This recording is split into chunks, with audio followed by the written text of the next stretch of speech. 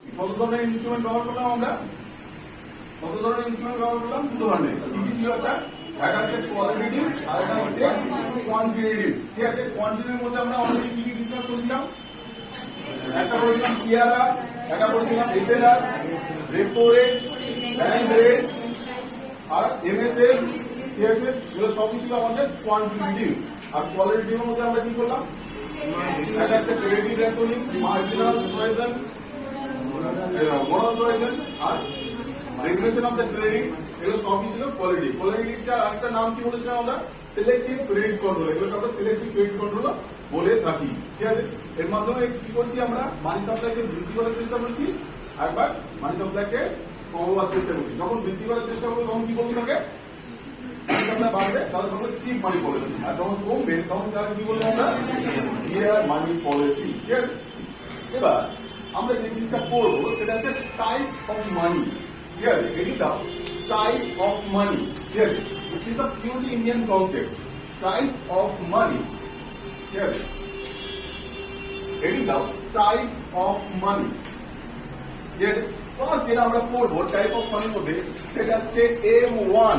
ঠিক আছে, M1 হচ্ছে টাইপ অফ মানির মধ্যে পড়বো M1।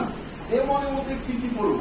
একটা হচ্ছে কারেন্সি উইথ পাবলিক। লেখো currency with public. Currency with public. M1 হচ্ছে কারেন্সি উইথ পাবলিক। ঠিক আছে, লেখো M1 মানে হচ্ছে কারেন্সি উইথ পাবলিক। 2 নম্বর এর সাথে যোগ করে লেখো ডিমান্ড ডিপোজিট উইথ ব্যাংক। লেখো ডিমান্ড ডিপোজিট উইথ ব্যাংক। ঠিক আছে, ডিমান্ড ডিপোজিট উইথ ব্যাংক। ঠিক আছে, প্লাস লেখো other deposit. Other deposit with RBI. Other deposit with RBI. এগুলোকে কি বলবো? M1। তার মানে আমাদের হাতে যে টাকাটা আছে, কারেন্সিটা আছে, সেইটা ডিমান্ড ডিপোজিট আকারে ব্যাংকের কাছে যে টাকাটা আছে সেইটা, আর সিকিউরিটি ডিপোজিট হিসাবে বিভিন্ন কারণে আরবিআই এর কাছে যে টাকাগুলো জমা করে আছে সেগুলোকে নিয়ে আমরা তাদেরকে কি বলবো? আমরা M1। এটা আরেকটা নাম আছে যেটা পরীক্ষায় খুব পড়ে, তার নাম হচ্ছে ন্যারো মানি। তাহলে M1 ইজ কল্ড ন্যারো মানি। এটাকে বলা হয় narrow money. Narrow money, this was called narrow money. ঠিক আছে, এটাকে বলবো আমরা ন্যারো মানি।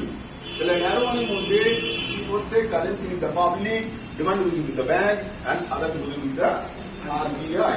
ঠিক আছে, নেক্সট যেটা আমরা পড়বো সেটা হচ্ছে M2।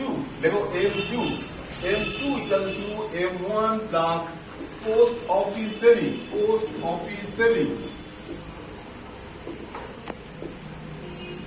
M2 plus post office savings.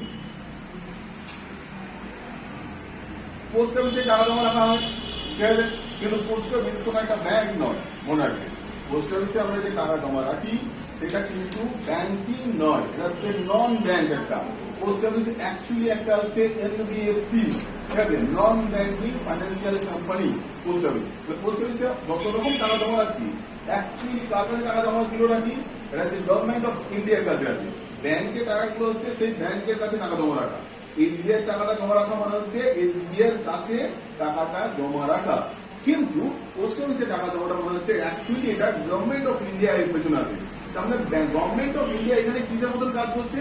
ব্যাংকের মতন কাজ করছে। বলে জিনিসটা SBI তো একটা ব্যাংক, আমরা ও ব্যাংকের মতনই কাজ করছি।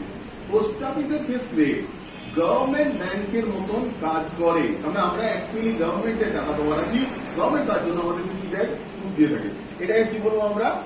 M2। তাহলে M2 equal to M1 plus post office savings. এটা না সেরকম কিছু নাম নেই। তারপরে দেখো M3 ইকুয়াল টু হচ্ছে M1 প্লাস টাইম ডিপোজিট। দেখো টাইম ডিপোজিট আমরা অলরেডি ডিসকাস করেছি। টাইম ডিপোজিট কোনগুলো ছিল? টাইম ডিপোজিট রিকারিং আর ফিক্সড ডিপোজিট। এগুলো হচ্ছে টাইম ডিপোজিট, তার মানে এর সাথে টাইম অ্যালোকেট করা আছে। তাহলে M3 equal to M1 plus time deposit. তাহলে দেখো এখানে আমরা ডিমান্ড ডিপোজিটের জিনিসগুলোকে অ্যাড করেছিলাম, এখানে আমরা টাইম ডিপোজিটের ক্ষেত্রে জিনিসগুলোকে অ্যাড করলাম। এটাকে কি বলা হয়? দিস আর কল্ড ব্রড মানি। তাহলে M3 is called fraud money. Very very important. পরীক্ষায় খুব পড়ে এটা।